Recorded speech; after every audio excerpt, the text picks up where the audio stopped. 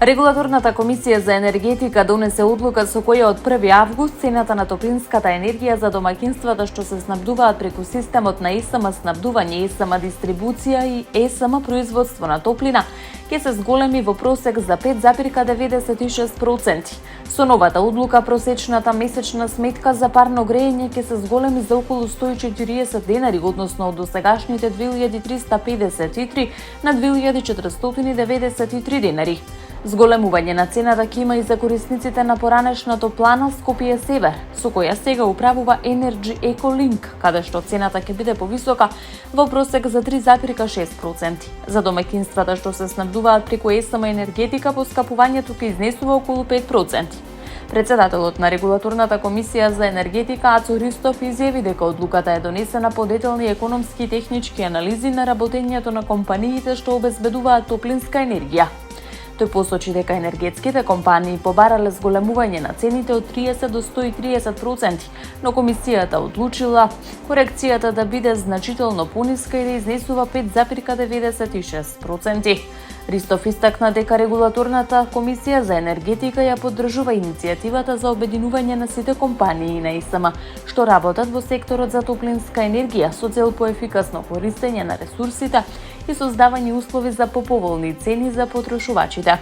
Според анализите на Регулаторната комисија, скопјани кои користат парно грејење натаму имаат пониски годишни трошоци во споредба со корисниците во Белград, Љубљана, Софија и Сараево.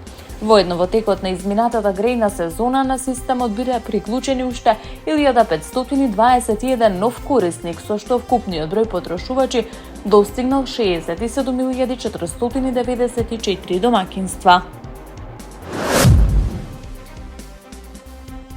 По низата лабораториски испитувања водата во Гостивар доби статус на технички исправна, што значи дека граѓаните повторно можат да ја користат за капење, миење садови и други домаќински потреби. Сепак таа и понатаму не смее да се користи за пиење и подготовка на храна. Информацијата денеска ја соопшти министерот за внатрешни работи Панче Тошковски, кој изјави дека анализите покажале подобрување на состојбата, додека мерките на предпазливост остануваат насила се додека не се потврди дека водата е целосно безбедна за употреба. Тошковски истакна дека институциите се во постојана координација со локалната самоуправа за сите наредни чекори им се заблагодари на граѓаните на Гостивар за разбирањето и трпението, како и на стручните лица кои биле вклучени во решавањето на проблемот. Според информациите од надлежните, биле земени 6 примероци од различни локации во водоводната мрежа. Кај сите примероци во текот на 3 последователни дена било потврдено дека водата ги исполнува условите за техничка употреба.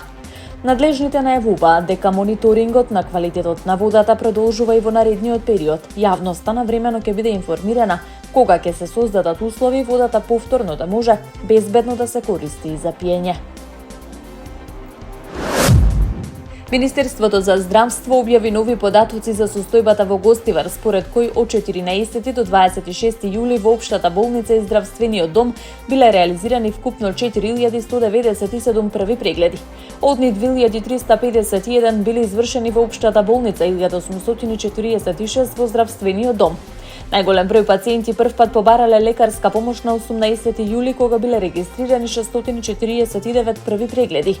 Од нив 334 биле реализирани во општата болница, 315 во здравствениот дом. Според последниот пресек на 26 јули биле евидентирани 127 први прегледи, што е за 2 пати повеќе во однос на претходниот ден. Во општата болница биле извршени 91 преглед, од кои 41 на инфективното одделение, 50 на педиатрија, додека во ургентниот центар не бил регистриран ниту еден преглед. Во здравствениот дом биле реализирани уште 36 први прегледи. Министерството информира дека досега се поднесени 833 формални пријави за заразна болест, што е за 32 повеќе во споредба со претходниот пресек. Воедно анкетирани се 563 пациенти, што представува околу 68% од вкупниот број пријавени случаи. Епидемија во Гостивар беше прогласена на 19 јули. Здравствените власти понатаму ја следат состојбата, спроведуваат епидемиолошки анализи и секојдневно информираат јавноста за новите податоци. Министерот за надворешни работи и надворешна трговија Тимчо Моцунски денеска уствари средба со државниот секретар за Европската унија во Министерството за надворешни работи, Европската унија и соработка на Шпанија Фернандо Маријано Сан Педро Маркос, на која главна тема беа евроинтегративниот процес на Македонија и актуелните случувања поврзани со проширувањето на Унијата. Како што соопшти Министерството за надворешни работи и надворешна трговија, Муцунски изразил благодарност за континуираната поддршка што Шпанија ја дава на европската перспектива на земјата, како и за незината заложба проширувањето да остане меѓу стратешките приоритети на Европската Унија. Министерот ја нагласил потребата за блиска соработка и координација со Шпанија во предстојните дискусии за иднината на политиката на проширување, истакнувајќи дека процесот на пристапување треба да стане кредибилен, предвидлив и еднаков за сите кандидати и заснован на принципот на заслуги, со јасна перспектива за полноправно членство во Европската Унија. На средбата Муцунски го информирал својот соговорник и за напредокот во спроведувањето на реформската агенда, нагласувајќи ја посветеноста на владата кон имплементација на европските вредности и стандарди. Двете соговорници се согласиле дека е потребно дополнително продлабочување на билатералната соработка во рамки на европските процеси, како и зачувување на кредибилитетот на политиката на проширување и забрзување на пристапниот процес за Македонија. Регулаторната комисија за енергетика донесе одлука за зголемување на максималните малопродажни цени на нафтените деривати во просек за 4,55% во однос на претходната одлука. Новите цени ќе стапат во сила од нокеска на полноќ. Според одлуката цената на бензинот Евро Супер БС 95 ќе изнесува 93 денари за литар, Евро Супер БС 98 ќе се продава по 95 денари за литар. Двата бензина поскапуваат по 3 денари за литар. Најголемо зголемување има кај дизел горивото, кое поскапува за 4,5 денари и од полноќ ќе чини 98,5 денари за литар. Екстра лесното масло за домаќинство ќе се продава по 98 денари за литар, што е зголемување од 5 денари. Повисока ќе биде и цената на мазутот, кој ќе се продава по максимални 48,99 денари за килограм, односно за 2,726 денари повеќе од досегашната цена. Од Регулаторната комисија за енергетика информираат дека корекцијата е резултат на растот на референтните цени на светските пазари. Од регулаторна потсетуваат дека станува збор за максимално дозволени малопродажни цени, а трговците имаат можност нафтените деривати да ги продаваат и по пониски цени од утврдените. Додека Франција и Шпанија се борат со едни од најголемите шумски пожари во последниве години, експертите предупредуваат на се почестата појава на така наречен огнен облак, кој може дополнително да ја влоши ситуацијата на терен. Имено станува збор за специфичен грмотевичен облак што се создава директно од големи интензивни пожари. Огромната топлина што ја ослободува огнот го издигнува чадот високо во атмосферата, каде што влагата се кондензира и формира облак способен да создава силни ветрови, грмежи и молњи. Според експертите, овие облаци можат да достигнат височина и до 15 км, продирајќи во стратосферата. Поради нивната моќ, НАСА ги опишува како змејови што блујат оган. Овој облак представува сериозна опасност бидејќи создава силни воздушни струења што го менуваат правецот и брзината на ширење на пожарите. Молњите што ги создава може да предизвикаат нови огнени жаришта далеку од местото на првичниот пожар.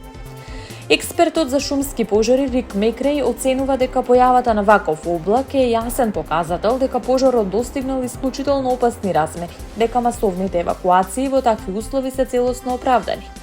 Феноменот веќе е добро познат во Австралија и Соединетите Американски држави, каде што беше регистриран за време на големите пожари во Калифорнија.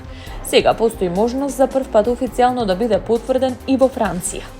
Научниците предупредуваат дека климатските промени создаваат се поповолни услови за појава на вакви екстремни пожари и придружните огнени облаци.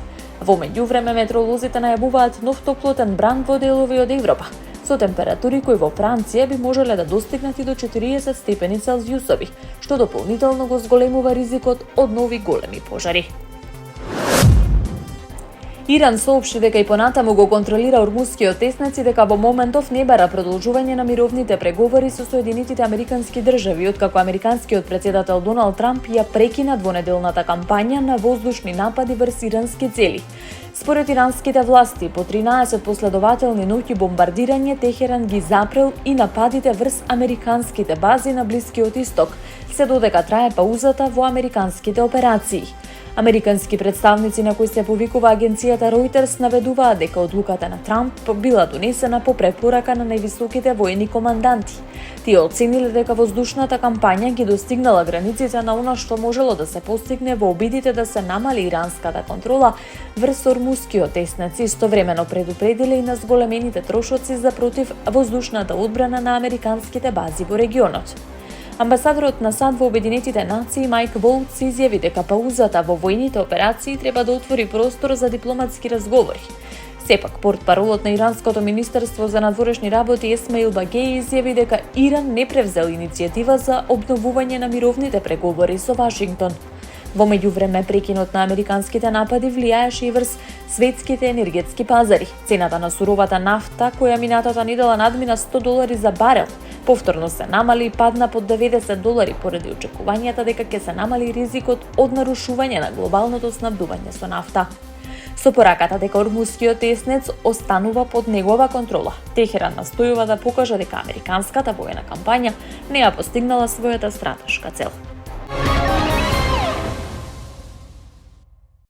Македонската културна јавност денеска се простува од еден од најголемите актери во историјата на домашното глумиште. На 75 годишна возраст почина Гоце Тодоровски, доајен на македонската актерска сцена.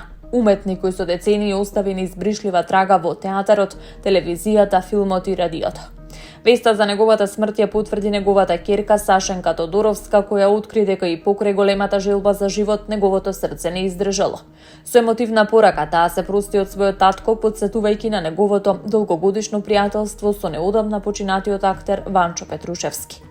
Роден на 30 април 1951 година во Кјучево, Гоце Тодоровски дипломирал на Факултетот за драмски уметности во Скопје, во класата на професорот Илија Џувалековски.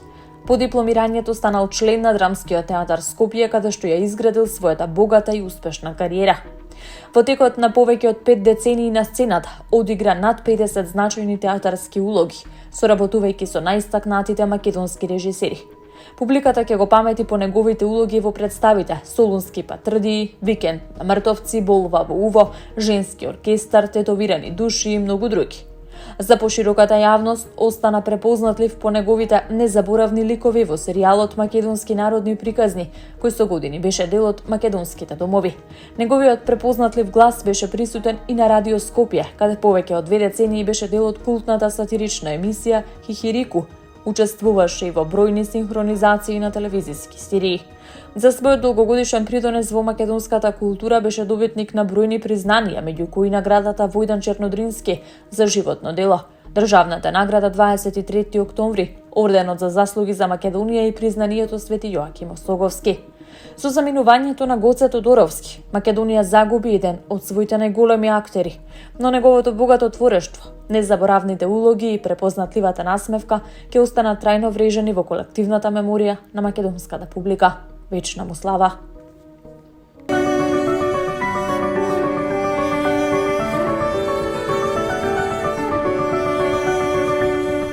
Управата за хидрометеоролошки работи предупредува дека попладнево во повеќе делови од земјава ќе има нестабилно време проследено со пороен дожд, грмежи и засилен ветер.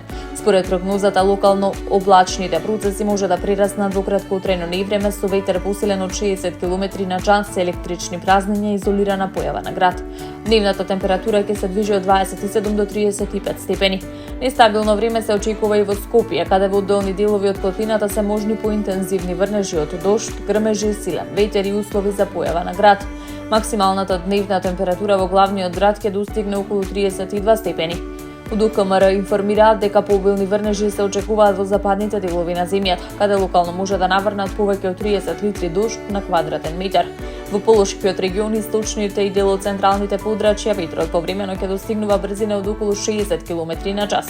Според најавите на синоптичарите, нестабилното време ќе биде краткотрајно. Веќе од вторник, под влијание на поле со висок воздушен притисок, следува период на претежно стабилно сончево и потопло време.